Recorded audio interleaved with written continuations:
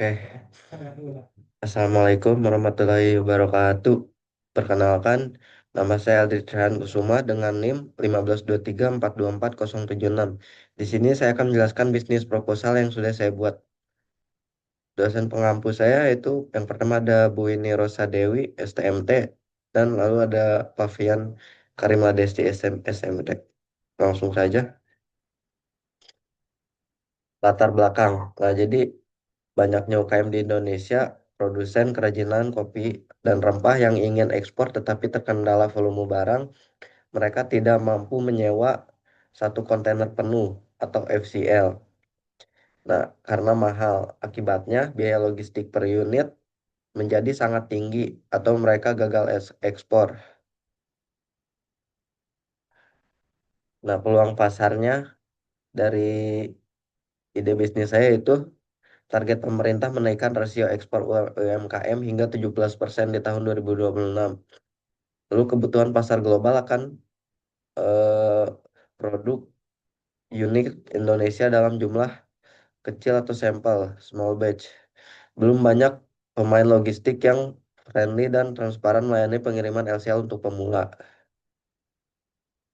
Jasa transportasi yang ditawarkan. Nah, nama jasanya yaitu Nusaling Export Hub. Model bisnisnya itu digital freight forwarder dan konsolidator. Layanan utamanya itu yang pertama LCL consolidation, itu mengumpulkan barang dari 5 sampai 10 UMKM berbeda untuk digabungkan ke dalam satu kontainer 20 feet ataupun 40 feet agar biaya kirim dibagi rata, sharing cost. Lalu yang kedua door to door service. Penjemputan barang dari pabrik UMKM, staffing, pemuatan di gudang konsolidasi hingga dimuat ke kapal. Lalu yang terakhir ada pengurusan dokumen, handling PEB, pemberitahuan ekspor barang, COO, Certificate of Origin, dan Bill of Lading.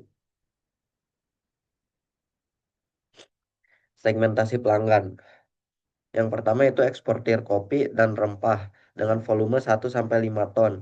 Lalu yang kedua pedagang marketplace global, bisa seperti Amazon, Alibaba Seller, dan lain-lain. UMKM kerajinan tangan seperti furniture rotan dan home decor.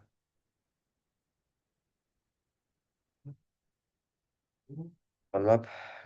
Nah, nilai tambahnya itu transparansi digital, tracking posisi kontainer via laut secara real time lewat aplikasi dashboard.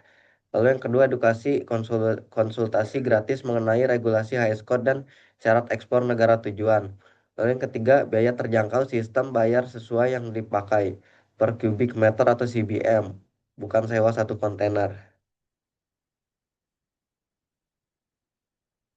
Nah, analisis SWOT-nya dari segi strength-nya, platform digital memudahkan booking jaringan gudang dekat sentra industri. Harga kompetitif dibanding forwarder konvensional. Kelemahannya tidak memiliki kapal sendiri, ketergantungan pada jadwal pelayaran atau shipping line. Risiko delay jika kontainer belum penuh, menunggu kuota. Peluangnya itu kerjasama dengan Kementerian Perdagangan atau koperasi, pembukaan rute baru ke pasar non-tradisional, Timur Tengah atau Afrika. Ancamannya itu kelangkaan kontainer, kenaikan tarif freight global seperti kasus Red Sea, krisis, dan fluktuasi kurs dolar.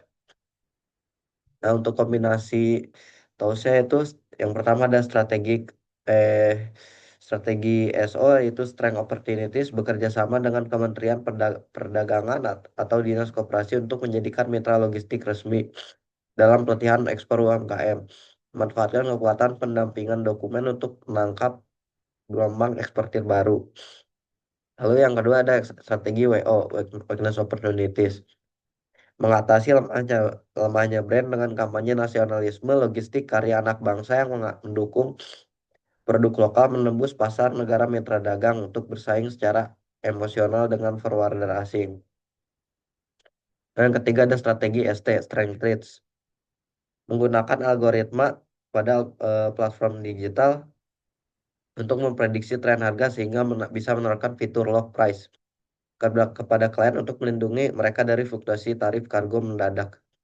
Lalu terakhir ada strategi WT, Window Street. Menerapkan sistem pembayaran di muka atau prepaid atau deposit bagi pelanggan baru untuk menjaga arus kas tetap sehat di tengah ketidakpastian harga pasar.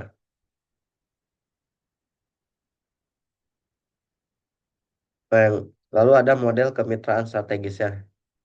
Mitra shipping line kontrak slot space dengan pelayaran besar seperti MES, CMA, CGM, dan MSC untuk jaminan ketersediaan ruang kapal. Lalu mitra depo atau gudang, sewa gudang CFS Container Freight Station di dekat pelabuhan Tanjung Priuk atau Tanjung Perak dengan sistem bagi hasil. Lalu ada mitra tracking kerjasama dengan armada truk lokal untuk first mile penjemputan barang. Nah, estimasi kebutuhan investasi yang pertama ada freight margin, selisih harga beli slot kontainer FCL dari pelayaran dengan harga jual eceran FCL ke klien, handling dan dock fee, biaya pengurusan dokumen ekspor dan handling gudang. Lalu ada value added service, asuransi kargo, jasa palletizing dan fumigation. Nah, estimasi investasi awalnya itu 250 juta, model aset light, tidak beli truk atau kapal tetapi investasi di sistem dan sewa gudang. Nah, untuk detailnya ada slide selanjutnya. Nah, yang pertama ada biaya investasi awal, ada di tabel sebelah kanan, yaitu gaji SDM, admin ekspor plus satu admin ekspor plus dua staf gudang, 15 juta. Lalu ada infrastruktur IT, sewa server cloud dan maintenance aplikasi, 2 juta. Operasional gudang, listrik, air, kebersihan internet, 3 juta. Digital marketing, iklan, medsos, dan Google Ads, 3 juta. Biaya tak terduga cadangan kas kecil, 2 juta. Total pengeluaran per bulannya 25 juta.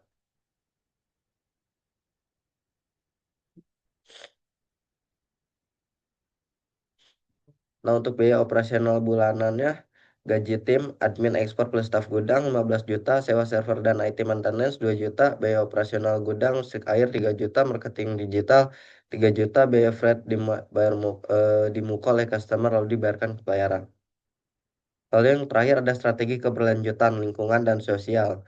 Nah, lingkungan, optimasi ruang kargo dengan menggunakan barang konsolidasi nggak penuh, mengurangi jumlah pengiriman kontainer setengah kosong, yang berarti mengurangi jejak karbon per kilogram barang yang dikirim, menerapkan paperless documentation, EBL, dan e-invoice. Nah, untuk sosial, membuka akses pasar global bagi pengrajin kecil yang secara langsung meningkatkan pendapatan daerah dan membuka lapangan kerja di sektor produksi kreatif. Itu saja mungkin. Terima kasih. Assalamualaikum warahmatullahi wabarakatuh.